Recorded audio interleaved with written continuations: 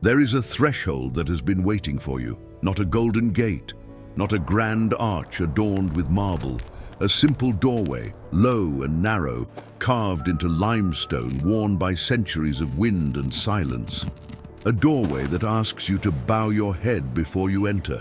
Perhaps that is where every true revelation begins, at the place where you must humble yourself just to cross through. Close your eyes for a moment. Let the noise of your world grow distant. Let the weight of your questions settle like dust after a long journey. Because what you are about to enter is not merely a history lesson. It is not a lecture carved in cold stone. What you are about to enter is a home, a real home, breathed into life 2,000 years ago, where sandaled feet walked across packed earth floors, where oil lamps cast trembling light on the faces of mothers and fathers and children who looked up at the same stars you see tonight. You have asked, perhaps without realizing it, a question that touches something ancient and sacred inside you. What was life really like when he walked among us? Not the gilded images, not the stained glass distance, but the real, breathing, dust-filled, bread-scented, fire-warmed life of the people among whom Jesus of Nazareth was born, grew, worked, laughed, wept, and ultimately surrendered everything. The answer waits behind that low doorway, and when heaven is silent, it is because God wants to be heard in the silence. So let us enter together. Let us cross through that humble threshold. Let us sit on the stone bench, worn smooth by generations of the faithful. Let us breathe the air of ancient Judea and ask the sacred question that can no longer wait. What did home mean when home itself was walking the earth? If you also seek answers in the deepest places of Scripture, if you want to understand the mysteries that transform pain into faith, then subscribe now and turn on notifications, because every day a new revelation awaits you. In the first century of the Common Era, the land of Judea breathed beneath the heavy shadow of Rome. Roman soldiers moved through the marketplace with the iron confidence of empire, their lorica segmentata armor catching the desert sun, their red wool capes billowing in the dry wind coming down from the hills, the crested helmets of centurions marking them as men who commanded obedience. They were everywhere, these soldiers. Checkpoints at city gates, patrols through narrow alleyways, a constant grinding reminder that this land was occupied. And yet, behind the walls of the smallest homes, something Rome could not touch continued to breathe. Life, family, faith. The scriptures speak of a world so tangible it can almost be touched through the page. In the Gospel of Luke, chapter 10, verse 38, we read, "Now as they went on their way, Jesus entered a village, and a woman named Martha welcomed him into her home." A home. Ordinary, real, specific, not a palace, not a synagogue. A home with a hearth and a table and the smell of bread baking, and a woman whose hands were never still. This is where the sacred always seemed to choose to arrive. Not in the high places of ceremony, but in the low and ordinary places of daily existence. Galilee and Judea in the first century were lands of startling contrast. Roman columns rose near the Second Temple, whose golden dome blazed in the morning light, visible from the surrounding hills like a burning coal set against pale stone. Marketplaces hummed with merchants calling out their wares beneath striped awnings of woven wool, clay vessels and amphoras stacked in careful arrangements, the smell of olives and fresh pressed oil and dried fish mingling in the hot afternoon air. Jewish men moved through these streets wrapped in wool talits, prayer shawls with long fringes at the corners, known as tzitzit, each fringe a reminder of the commandments, a thread tying the physical world to the divine. Simple tunics beneath, leather sandals with straps worn thin by years of walking, wooden staffs for balance on uneven ground. And always, always the eyes watchful, the posture careful, navigating between the rhythms of Torah observance and the demands of an empire that cared nothing for either. Women moved with covered heads, their long modest dresses the color of undyed wool and earth, carrying clay jugs on their shoulders with the practiced ease of generations. Children darting between adult legs in the marketplace, chickens scattering, a donkey loaded with grain moving slowly through the press of bodies. And above all of it, the sky, impossibly blue, ancient, unchanged. This was the world he walked through. This was the air he breathed. These were the faces he knew. To understand his message, we must first understand his world. And to understand his world, we must begin where every life begins, at home. But here is the question that stops modern minds in their tracks. When we picture Jesus, when we imagine the teacher who spoke the Sermon on the Mount, who calmed the sea with a word, who fed 5,000 with 5 loaves and 2 fish, what kind of home do we place him in? Most of us, without realizing it, place him in an abstraction, a painting, a golden haze. We imagine something majestic because we know who he is. We forget in the ache of reverence that he chose to be fully human, fully present, fully particular.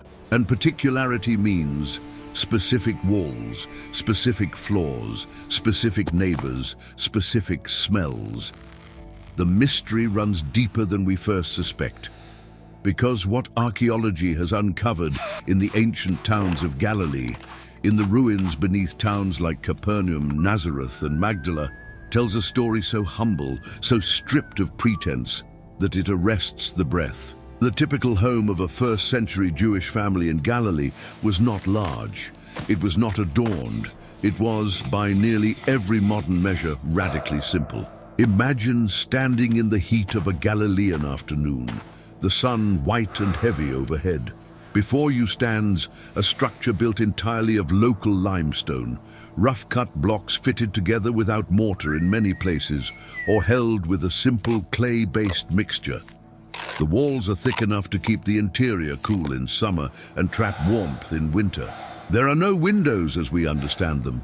Perhaps a small opening high on one wall, covered with cloth or a wooden shutter, allowing some light while keeping out the worst of the heat and wind. The doorway is low. You must bow your head to enter. Inside, your eyes take a moment to adjust. The floor is packed earth, sometimes covered with a layer of plaster, sometimes with flat stones fitted together. It is swept clean. Cleanliness was not merely practical in this culture, it was an expression of dignity, of faithfulness. The oil lamp in the corner burns through the night, and that single flame is enough to illuminate the whole small space. Why? Why would the creator of the universe choose to be born into this? The question hangs in the air like incense smoke that will not dissipate. Why would the Word, through whom all things were made, take up residence in such radical simplicity? Why would he who spoke galaxies into existence fall asleep each night beneath a roof of wooden beams and packed mud and dried reeds, listening to the sound of the wind moving across the hills of Galilee? The enemy of your faith wants you to see this as evidence of absence. He wants you to read the smallness of that home and conclude that God was not there, that the sacred was somewhere else, somewhere grander, somewhere more worthy. But the enemy is wrong, and deep in your spirit you already know this. True faith is born when human hope dies in its need for grandeur, dies in its insistence that the sacred must arrive in splendor, dies in its inability to recognize the divine in the ordinary. When that human hope finally releases its grip on the spectacular, something older and truer takes its place, a kind of recognition, a catching of the breath, an understanding that the place where God chose to dwell was exactly, precisely, intentionally small. But let us not move past this mystery too quickly. Let us sit with it. Let us press into the discomfort of it, the way you press on a bruise not out of cruelty, but out of a need to know the truth of it. Because there is something here that speaks directly to your life, not to the life of a distant first-century Galilean, but to your life, to the specific geography of your own soul, to the rooms inside you that feel too small, too rough, too ordinary for anything sacred to inhabit. The conflict of that ancient world was not only political, It was not only the grinding pressure of Roman occupation, the anxiety of tax collectors at every corner, the fear that moving through a marketplace could result in confrontation with a soldier whose patience had long since worn thin. The conflict was also interior, deeply, achingly interior. The people of first-century Judea were living in the tension between a promise and a silence. They carried in their hearts the ancient words of the prophets, words of a coming Messiah, a deliverer, one who would restore the kingdom, who would bring the long winter of exile to its end. Generation after generation had carried this hope, the way a traveler carries a lamp through a moonless night, not for warmth, not for comfort, but simply to see the next step. And the silence had been long. 400 years had passed since the last prophet's voice had been heard in Israel. 400 years of heaven's apparent stillness. And in that silence, doubt had grown like weeds in an untended field. The questions multiplied in the dark hours before dawn, when a mother lay awake on her sleeping mat, listening to her children breathe, wondering if the promise was real. When a carpenter rose before first light and bent his back to the work, wondering if the God of Abraham still remembered this particular patch of earth. When an old rabbi wrapped his tallit around his shoulders in the cold of early morning and prayed the same ancient prayers and felt some mornings nothing but wind, the symbolism of that low doorway takes on new weight here. To enter the homes of that era, you had to stoop every single time. There was no other way. You could not stride through upright. You could not enter with your head held at the same height it occupied in the public spaces of life. The doorway itself was a demand, a gentle but completely non-negotiable invitation to humility. How many times did he stoop to enter? How many times did the one who is the door bend his head to pass through a doorway built by human hands? The ashes are the altar of those who still wait. Every family that built those homes knew something about waiting. They built their houses to last, thick-walled, low, sturdy, designed for generations. They planted olive trees, knowing the full fruit would come only in their grandchildren's time. They built and planted and waited in a cadence of faith that was not dramatic, but was instead simply faithful, day after day, year after year, generation upon generation. And in the midst of that faithfulness, in the middle of that ordinary, daily, unglamorous waiting, he came. Now let us enter fully. Let us cross through that low doorway together and see what awaits on the other side. The typical house of first-century Galilee was often a single room, though wealthier families might have 2 or 3. But even these were not separated by hallways or grand architectural gestures. They were simply connected spaces, each one used for multiple purposes throughout the day and night, for sleeping, for eating, for working, for prayer, for receiving guests. One feature that archaeology has confirmed in multiple excavation sites is the presence of a raised stone platform along one or more walls. This platform served as both bench and sleeping area. During the day, the family might sit on it to eat or work. At night, sleeping mats were unrolled upon it. The animals, a donkey, perhaps a few goats or sheep, were often kept in a lower area of the same room or in an adjacent space, their body heat helping to warm the household through the cold Galilean nights. This is the world into which he was born. A manger, the feeding trough for animals, became his first bed. Not because his arrival was an accident, not because the Holy Family was forgotten, but because this radical simplicity was the very language the Father chose to speak. A language that the proud miss entirely, a language that only the humble can hear. There was no running water. Each morning, women rose early and walked to the communal well or cistern, a stone-cut reservoir that collected rainwater during the wet season and served the community through the dry. The clay jars they carried were the same ones you see in the archaeological record, graceful, functional, worn smooth by daily use. An oil lamp burning through the night meant someone had cared enough to tend it, to fill it, to trim the wick. It was an act of faithfulness so small it is almost invisible. And yet, he noticed. He spoke of lamps. He spoke of women watching for the bridegroom.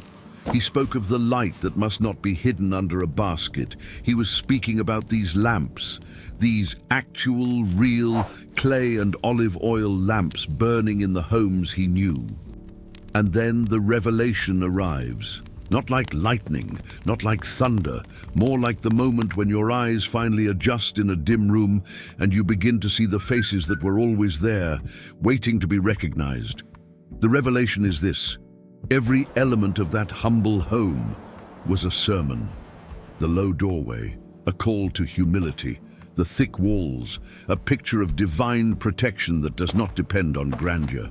The single lamp, an image of the light that holds back every darkness. The animals sharing the space, a reminder that the sacred is not sanitized or distant, but enters into the full reality of creaturely existence. The stone sleeping platform, a place of rest that was also a place of work, because rest and purpose were never separated in that world. The cistern carved from rock to hold water for survival, a living parable of the soul that is carved by experience and filled by the grace that falls from above. He did not punish you. He called you into the whirlwind. He called you into the full reality of your own life, your own ordinary, sometimes struggling, sometimes beautiful, sometimes aching life. And he says, I know this place.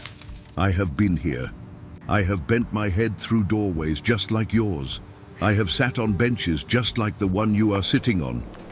I have heard wind move through walls built from the same vulnerable materials as your own walls. And in that knowing, something breaks open. Not breaks apart, breaks open, like ground that has been hardened by long drought and finally receives rain. Something in the chest releases, something softens that had been rigid for a very long time. The revelation is not that God lived among the grand things and then stooped to visit the small ones. The revelation is that he chose the small things first. He chose the ordinary first. He chose the humble doorway, the packed earth floor, the oil lamp, the stone sleeping platform, the sound of a donkey breathing in the dark. He chose your life, with all of its ordinariness, with all of its smallness, with all of its roughness and simplicity and apparent distance from the spectacular. He chose it. He entered it. He walked through the low doorway and sat down with you inside it. The enemy bet you would give up. God bet you would endure. And you are still here. You have not given up. You have continued to light the lamp, to carry the water jar, to rise before dawn and tend to what has been entrusted to you, to bow your head through doorways that have required more humility than you knew you had to give. You have been living all along in the kind of home he chose. You who are here until now, you who recognize God's voice in the silence, don't let this message be lost. There are many souls seeking this same light. Share this video with someone who needs to hear this. And if you haven't subscribed yet, this is the moment, because what comes next can change your perspective forever. You who have felt that your life was too small for God to notice. You who have looked at the circumstances of your existence, the limited resources, the cramped spaces, the walls that feel too thin against the storms that come, and wondered if the sacred had somehow passed you by, chosen a grander address, moved into a more impressive dwelling somewhere you could not follow. Hear this now, and let it reach the places in you that have gone quiet with doubt. The homes of first-century Galilee were not accidents of poverty. They were not the embarrassing backdrop to a story that wished it could take place somewhere more magnificent. They were the chosen setting of the greatest story ever lived. Chosen deliberately, chosen purposefully, chosen with the full wisdom of the one who could have arranged things differently and did not. There is a woman in the Gospel of Luke. Her name is not given, but her action is preserved for all of time, who loses one of her 10 silver coins. One small coin. She lights her lamp. She sweeps the whole house. She searches carefully until she finds it. And when she finds it, she calls her friends and neighbors together and says, "Rejoice with me, for I have found the coin that I had lost." Jesus told this story. He told it knowing that every person listening had stood in exactly that kind of house, had lit exactly that kind of lamp, had bent down to search exactly that kind of packed earth floor. He was not describing a distant scenario. He was holding up a mirror to their daily lives and saying, "This is what heaven looks like when it searches for you. This is the kind of joy that erupts in the eternal realm when a soul that was lost is found." Not a joy expressed in golden halls, a joy expressed in a simple house with a clay lamp and swept floors and neighbors called together to celebrate. Your ordinary life is the very landscape in which the divine chooses to search for you. This is the first practical truth. Smallness is not a spiritual handicap. It is often the very condition that makes divine encounter possible. The grand can be deceived into thinking it sustains itself. The small knows, with a clarity the grand sometimes never achieves, that it depends entirely on something beyond itself. The walls of those ancient homes were not independent structures. They were built in clusters, families living in what archaeologists call an insulae, a courtyard arrangement where related households shared a common open space. Grandparents, parents, children, aunts, uncles, cousins, all within calling distance of one another, all gathered around the same central courtyard where the bread oven burned and the children played and the older women sat in the shade and spoke of things worth speaking of. This is the second practical truth. The sacred life was never meant to be lived in isolation. The architecture itself proclaimed it. The very design of the home declared, "You belong to one another. You are responsible to one another. You need one another." When he told his disciples to love one another, he was not announcing an abstract theological principle. He was describing the architecture of the faithful life, the structure that holds people together through heat and cold, through abundance and scarcity, through the ordinary days that make up the overwhelming majority of every life ever lived. You who have felt alone in your trial, you were not meant to carry it in isolation. The design of the life he endorsed is a courtyard life, a shared life, a life where the sound of your neighbor's grief reaches you through the wall and you respond. Consider the roof. In first-century Judea, the roof of a typical home was not merely a ceiling, it was a living space.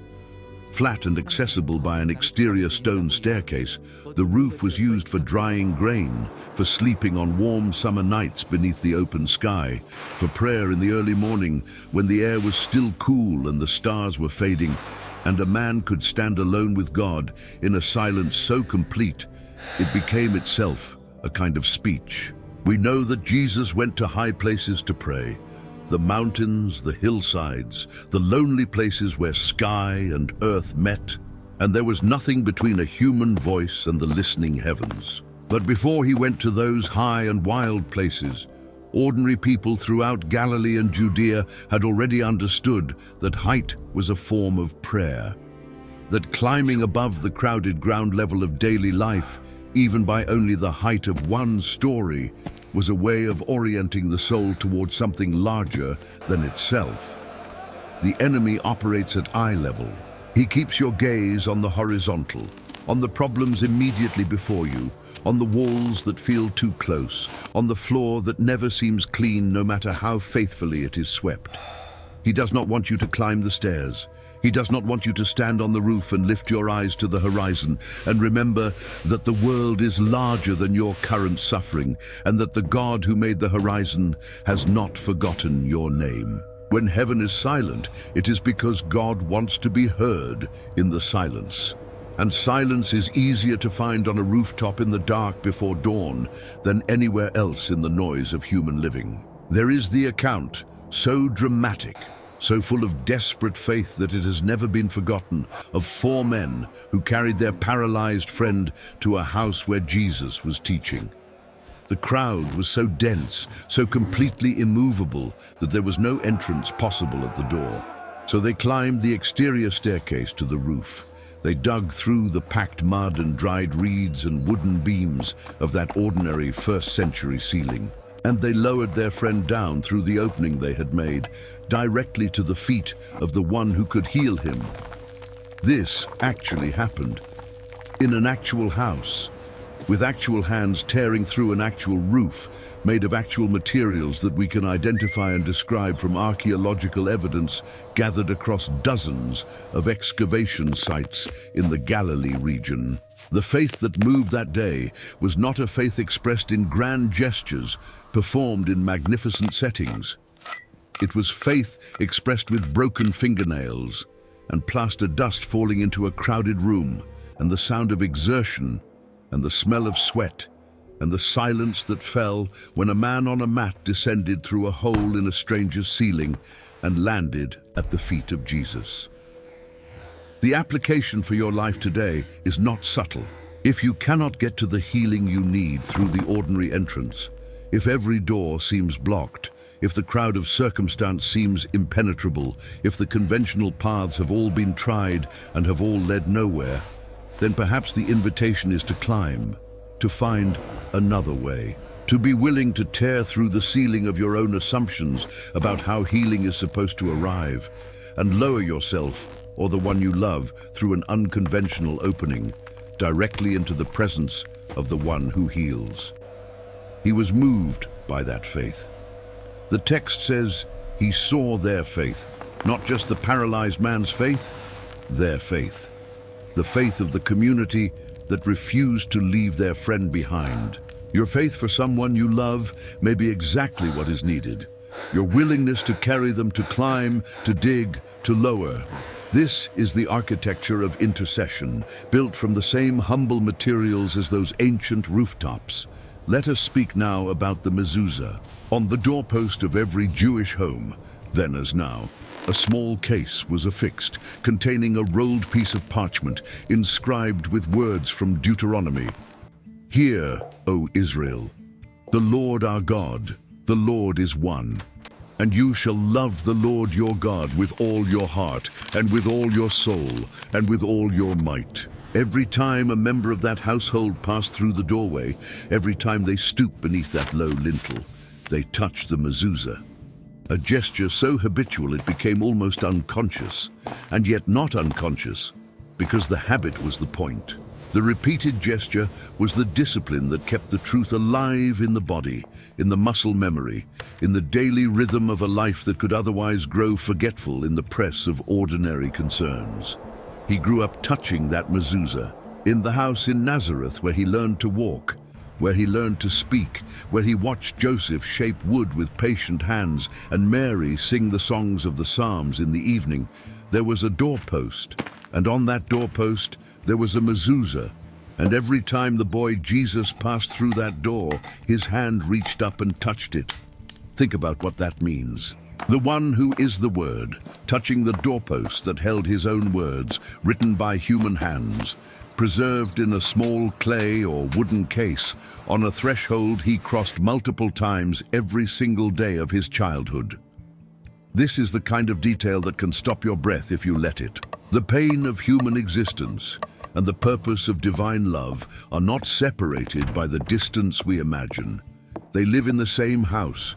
They share the same doorway. They touch the same doorpost morning after morning after morning. You who have lost something you do not know how to name, not a possession but a certainty, not a relationship but a confidence, not a plan but a sense that the future was coherent and that you had some role in shaping it. Hear what that ancient doorpost proclaims. The Lord your God is one. His attention is not divided. He is not managing the cosmos and occasionally glancing in your direction. He is not occupied with more important cases. He is the same God who chose a small limestone house in a small Galilean town to raise the one who would change everything. And he has lost none of the attentiveness that choice revealed. The ashes are the altar of those who still wait. What feels burned and finished in your life is not the end of the story. The Galilean families who built those homes knew fire, the bread oven in the courtyard, the clay lamp burning through the night, the warmth of bodies gathered close against the cold. They knew that fire was not only destruction, fire was also the means of sustenance. The same element that could threaten the dried reed roof could also bake the bread that kept the children alive through winter. Whatever has burned in your life, whatever lies in ash before you today, is not waste. It is raw material. It is the transformed substance of what was, now available to become something that could not have existed without the burning. The enemy bet you would give up. God bet you would endure. And the testimony of every soul who has stood in their ruin and chosen to rebuild is that God wins that wager every single time, not because endurance is easy, but because the one who calls us to endure does not call from a comfortable distance. He calls from inside the fire. He is already there in the ashes. He has been there since before they cooled. Breathe slowly now. Let the images settle. The low doorway, the packed earth floor, the oil lamp, the mezuzah on the doorpost, the rooftop in the quiet before dawn, the courtyard where neighbors became family and family became community, and community became the living body of a people who carried God's promise through the centuries. You have walked through these rooms today. You have sat on the stone bench, worn smooth by generations. You have breathed the air that he breathed, stood in the spaces where he stood, been invited into the radical ordinariness that he chose not despite his divinity, but because of it. Let us pray. Father, you who chose a manger before a palace, a Galilean village before a throne room, a low doorway before a triumphal arch, receive us now in the humility of this moment. We come to you not from the high places of our achievements, but from the ordinary rooms of our real lives. We come with our packed earth floors and our single lamps and our rooftops, where we have sometimes stood before dawn, wondering if you could hear us through all that sky. We confess that we have sometimes believed the lie that our lives were too small for your presence, that the sacred had chosen a grander address and we were left to manage on our own. Today, that lie loses its hold, because we have seen where he grew up. We have walked through the doorway he walked through. We have understood that he did not choose simplicity reluctantly. He chose it as the native language of love.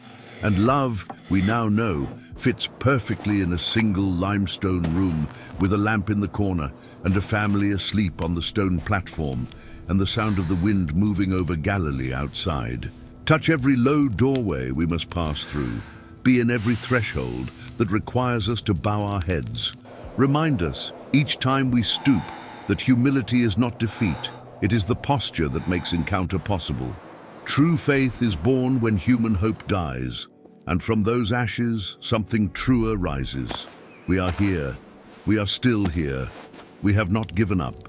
We are listening in the silence. If this word has reached you in the place where you needed it most, if something in the ancient stones of those Galilean homes has spoken to something ancient and true inside you, leave in the comments just one word: still here. So that others who are walking through their own low doorways know they are not crossing that threshold alone. If this word touched your heart, if you recognize that God speaks in the whirlwind, leave in the comments just one word: I will wait, so that others going through the same trial know they are not alone. And if you wish to continue this journey through sacred mysteries, subscribe now, turn on notifications, and allow each revelation to find you at the right time. Because God is preparing something you haven't seen yet. The sun is setting now over Galilee. Watch it go down, that ancient sun, unchanged across 2,000 years of human longing and divine faithfulness. The golden light spreads across the limestone walls, and for a moment every rough stone becomes luminous, every humble surface glowing as though lit from within. The marketplace has grown quiet. The last merchants have rolled back their awnings, the clay vessels stowed carefully for tomorrow, the oil lamps being trimmed and lit one by one in window after window as darkness gathers in the narrow streets. A Roman soldier moves past on patrol, his footsteps fading. A woman draws her head, covering closer, and turns toward home. An old rabbi lifts his eyes from his scrolls and watches the last light leave the sky, his lips moving in the ancient words of evening prayer. And somewhere in that fading light, in a village like 100 other villages, in a house like 10,000 other houses, behind a doorway that asks you to bow before you enter, a lamp is burning. It is burning in the room where he slept and woke and grew. It is burning in the room where every ordinary day was sacred, because ordinary days were what he chose to sanctify by his presence within them. It is burning in the courtyard where neighbors were learning, slowly over generations of faithful proximity, that to love your neighbor was not a commandment layered upon life from the outside. It was the very architecture of life itself, built into the design of every shared wall and every common courtyard and every doorway through which two people pass close enough to hear each other breathe. He did not come to explain your life from a safe distance. He came to live inside it, inside its smallness and its roughness and its beauty and its grief. He came to touch the doorpost. He came to sit on the stone bench. He came to bend his head beneath the low lintel and enter the room where you are. And when he entered, he did not renovate. He did not redecorate. He did not arrive with the tools of transformation and set immediately to making things larger, more impressive, more suited to the dignity we imagine he requires. He sat down in the ordinary room, with the oil lamp and the clay vessels and the packed earth floor and the sound of wind over limestone hills. He sat down, and he was enough, and the room was enough, and the life being lived in that room was enough. Not despite its simplicity, but because of what his presence revealed the simplicity to always have been. Holy ground, disguised as an ordinary day. Every ordinary day of your life is holy ground. Every low doorway you are required to stoop through is an invitation into encounter. Every lamp you tend through the long night of your uncertainty is an act of worship recognized in heaven. Every moment you have stayed, when leaving seemed more logical, when surrender seemed more merciful, when the silence seemed too long to endure. Every one of those moments has been seen. He did not explain the suffering. He moved into the neighborhood where suffering lived. He built his home there in the same limestone and packed mud and dried reeds as everyone else. He lit his lamp from the same source. He drank from the same cistern. He bowed his head through the same low doorways. And in doing so, in choosing again and again and again, the humble and the ordinary and the small, he made an announcement that no palace could have made and no throne room could have proclaimed. You are not beneath the attention of love. You never were. The doorway was always this low. You were always meant to bow. And on the other side of every act of humility, every surrender of pride, every willingness to enter small, the lamp was already burning. It has been burning since before the world began. It is burning still.